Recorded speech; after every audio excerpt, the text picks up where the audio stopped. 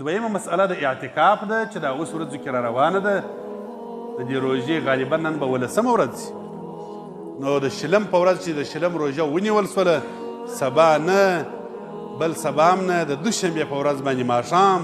د شلم ورځ ده چې د شلم ورځ روژه ونیول سوله د مازدیګر د لمانځه وروسته د ماښام د لمانځه مخکې په دغه مابینځ کې اعتکاف ته ورلیدل سنت مؤکد دي د روژې هغه اهم سنت دی ته وا څنګه سنت دی رسول الله صلی الله علیه وسلم مبارک غوندې انسان چې نسبت موږ ته واخلې یوه ورځ عبادت ته ضرورت نه درلودی ځکه اله العالمین مځکه و اسمانونه و دنیا و جنتونه د هغه په روی پیدا کړي یوه ګناه نسته باندې زموږ عقیده دا ده چې د نبي علیه السلام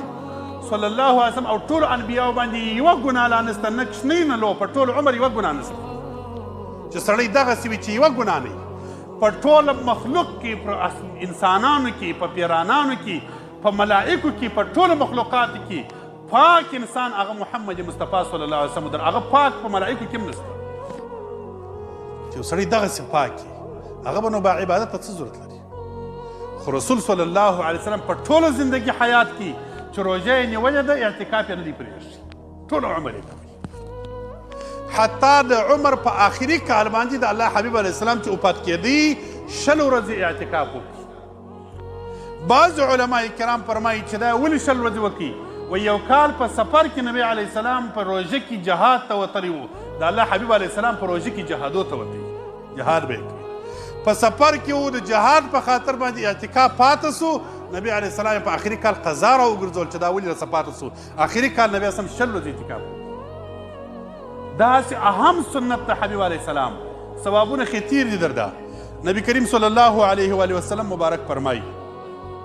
کم سړی چې د خدای د رضا لپاره اعتکاف وکړي د دا سړي و د دوزخ د اور په مابینځ کې به الله لکه 3 واره مځکه و اسمان دونه قدر بعد راولي خدای به د دوزخ دغونه لرې کړي لکه 3 واره مځکه و اسمان دغونه قدر به لري او یو حدیث مبارک راځي لکه 2 عمرې چې وکړي دغونه قدر ثواب دغه یو اعتکاف ثوابونه یې دردا تیر دي د اعتکاف ته د الله جل جلاله په کور کې کښېنستلې ستا هر ساعت هر دقیقه هر سکند ته فرضي عبادت ثواب لري ولې نبي علیه السلام وایي چې لمانځه ته انتظار لکه اوستاسې دا هر دقیقه مو د فرضي لمانځه ثواب درته شوی نبي علیه السلام وایي سړی چې ماجد ته رالی د الله په زمان کې دی رب وایي زما کور ته راغلی اوس دې زه ضامن یم د مخلوق د زمانه خلاص یم هر دقیقه دې د خدای تعالی د رحمتو لاندې ده یو ثانیه که د هغسې ناست دی په د مسجد کې په اعتکاف کې له د الله تعالی بلا کیف د رحم لاندې ځکه علما وایي ماجد ته چې راننوځي هلته په هغه دروازه کې دا اوس عام وختو کې هم هلته نیت ته اعتکاف کوي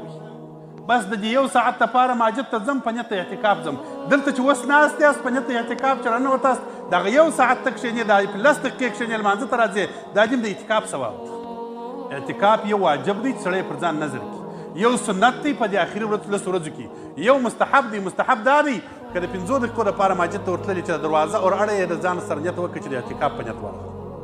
بس دا 15 دقیقې دې په اعتکاف کې د الله تعالی بلا کیف په یو غټ دریغدا ذریعه جوړه سي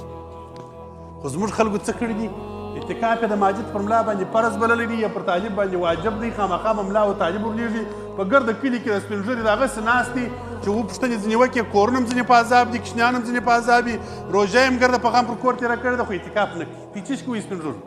خو نه دنیا کوي نه دکان ته ځي نه په بازار کې کاروبار کوي تاسو ولې په کورو کې ناست یاست دغه 10 ورځې ستا په ټول کال کې دا خو ورکړه د الله تعالی بلا کیف د دین دپاره راسه بله ماجد کې کښېنه اعتکاف وکړه خدای به هم راضي کړي مخلوق به هم راضي کړي کور به هم در سره راځي خدای به هم در سره راځي ځان ته به هم ګټه وکړي اولاد ته به هم وکړي نور که هېڅ نه وکړي دغه یو طالب ته به 10 ورځې کې په دا ماجد کې کښېنه د اعتکاف په نیت باندې دغه طالب ته ګوډه کت کړه د مولا ته ګوډه کت کړه و مولوي صاحب طالبه دا 10 ورځې زه سبق وایم څومره ثواب به دې روان وي یوه دانه مسله چې د دین زده کې یو روایت کې راځي د 100 رکعاتو نفلو ثواب لري یوه مسئله یو باب د علم کې دې زده کړي د 100 رکعاتو نفلو ثواب لري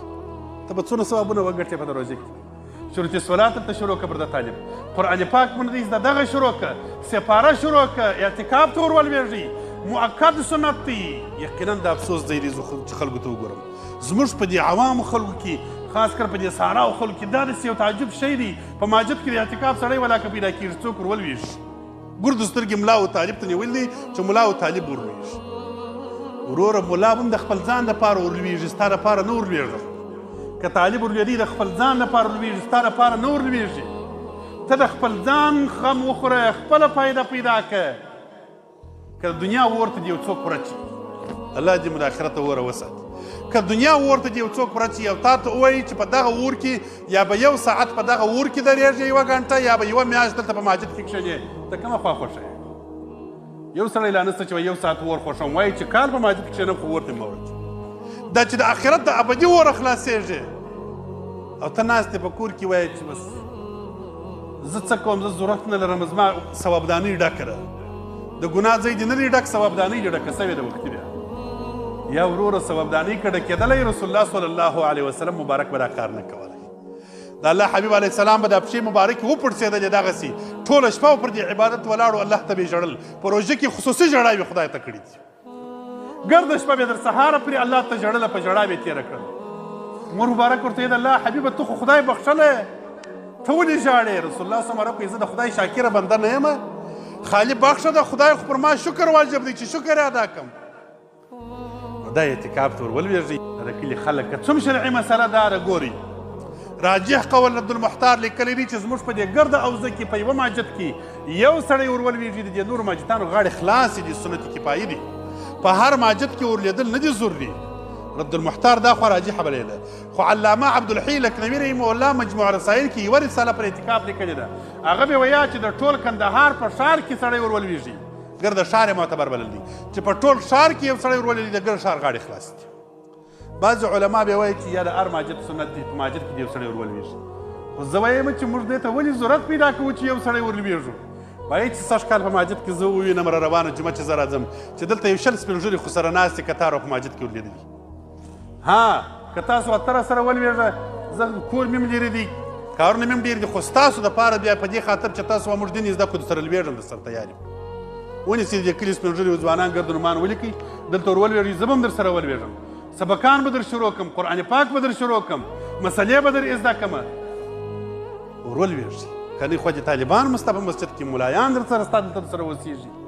یو د دین شی زده کړي، یو ذکر او اذکار. دغه د فایدې میاشت د حبیب علیه السلام ما در ټول شرح کړې ده چې یو سړی د روژې در میاشتې ووځي او د هغسې تش تور ووځي.